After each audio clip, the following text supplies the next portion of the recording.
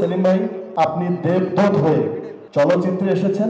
আমি মনে করি আমাদের চলচ্চিত্রের জন্য উনি একজন বড় অক্সিজেন। চলচ্চিত্রের মানুষদের শুধুমাত্র একটি জিনিস দরকার, সেটা হচ্ছে কাজ।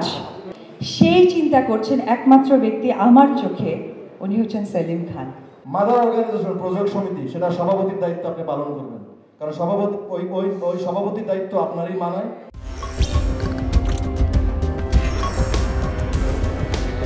এখন আমি চলচ্চিত্রের মানুষ, এখন আমাদের চলচ্চিত্র মহামারী। সেই চিন্তা করছেন একমাত্র ব্যক্তি আমার চোখে, উনি হচ্ছেন সেলিম খান। তার জন্য প্লিজ একটা জোরে করতালি হয়ে যায়।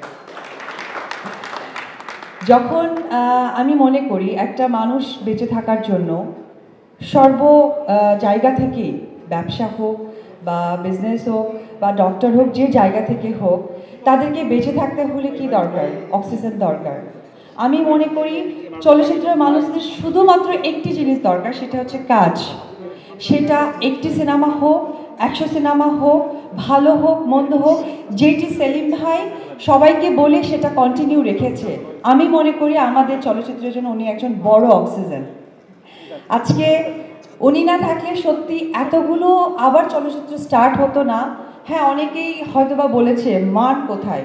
আমার প্রশ্ন, আমি যদি বেঁচে না থাকি তাহলে আমি ডায়েট করব কখন, আমি ওয়ার্কআউট করব কখন? যদি আমি বেঁচে থাকি তবে আমি ডায়েট করতে পারবো, ওয়ার্কআউট করতে পারবো, সুন্দর থাকতে পারবো। তবে আমাদের চলচ্চিত্রের মানুষকে যদি আমরা হাঁটাতে পারি, রান করাতে পারি, তবে সুন্দর কিছু সিনেমা আমরা সামনে পাবো। ঠিক সেই রকম সেলিম ভাইকে আবারও আমার মনের অন্তঃস্থল থেকে শুভেচ্ছা জানাই।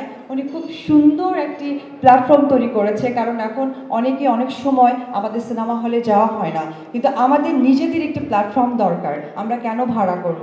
সেটা হচ্ছে সিনেবাজ। আমি হলো সেলিম ভাইকে বলবো, সেলিম ভাই, আপনি দেবদূত হয়ে চলচ্চিত্রে এসেছেন। এবার আপনি সবসময় না করেন, আমরা বঙ্গবন্ধুকে বিশ্বাস করি। বঙ্গবন্ধুর হাতে সবাই বলে গিয়েছেন, বঙ্গবন্ধু না হলে এফডিসি পেতাম না।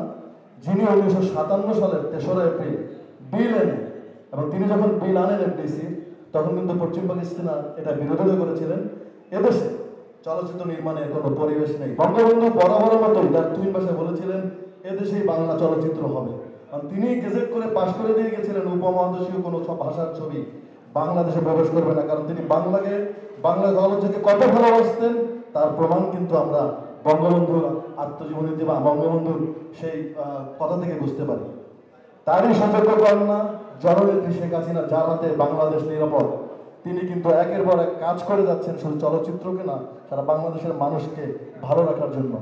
আমি শ্রদ্ধার সাথে মাননীয় শিক্ষামন্ত্রীর মাধ্যমে আমি মাননীয় প্রধানমন্ত্রীকে ধন্যবাদ দিতে চাই, কারণ মাননীয় প্রধানমন্ত্রী বাংলাদেশ চলচ্চিত্র শিল্পী কল্যাণ ট্রাস্ট আইন 2021 মাননীয় প্রধানমন্ত্রী ঘোষণা করে এবং সেটাকে সংসদে পাশ করে দিয়েছেন।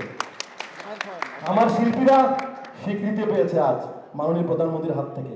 আমার শিল্পীরা বলেন, যদি এই প্রধানমন্ত্রীর আমলে হাত পেতে কিছু না নেওয়া যায়, কোনো প্রধানমন্ত্রীর আমলে আর পাওয়া যাবে না। তিনি শুধু দোহাত ভরে দিয়েছেন এবং দিয়ে যাচ্ছেন শিল্পীদের জন্য। এমন কোনো শিল্পী নাই দলমত নির্বিশেষে তার কাছে অ্যাপ্লিকেশন করেছে আর খালি হাতে ফিরেছে, এমন কেউ নাই। উনি খালি হাতে কাউকে ফিরাতে শিখেননি। যিনি আমাদের মানচিত্র দিয়ে গেছেন, জাতির পিতা, তিনি এফডিসি প্রতিষ্ঠা করে দিয়ে গেছেন। আজকে অনেক সৌভাগ্যবান আমরা, যিনি এফডিসি প্রতিষ্ঠা করে দিয়েছেন। আজকে তারই নামে আজকে অ্যাপসে সেই টুঙ্গিপাড়ার মিয়া ভাই, তার জীবনী দিয়ে আমরা সেই অ্যাপস দিয়ে আজকে উদ্বোধন হবে টুঙ্গিপাড়ার মিয়া ভাই। আমরা একটা কালের সাক্ষী হয়ে থাকলাম।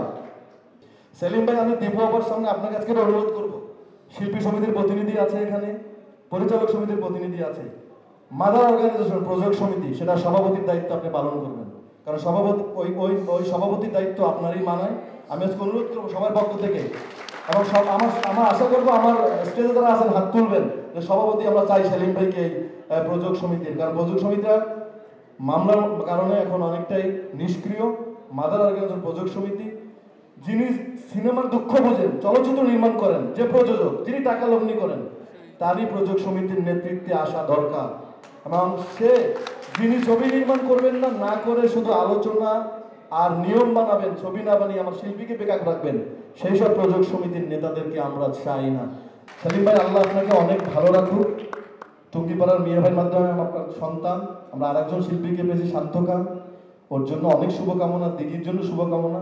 দুজনই আমাদের মেয়ে, বঙ্গবন্ধুর ছবি দিয়ে, তার জীবনী দিয়ে তাকে জানবো আমরা মাধ্যমে অ্যাপস উদ্বোধন। এটা বাংলাদেশের ইতিহাসে একটা গৌরবময় দৃষ্টান্ত হয়ে থাকবে।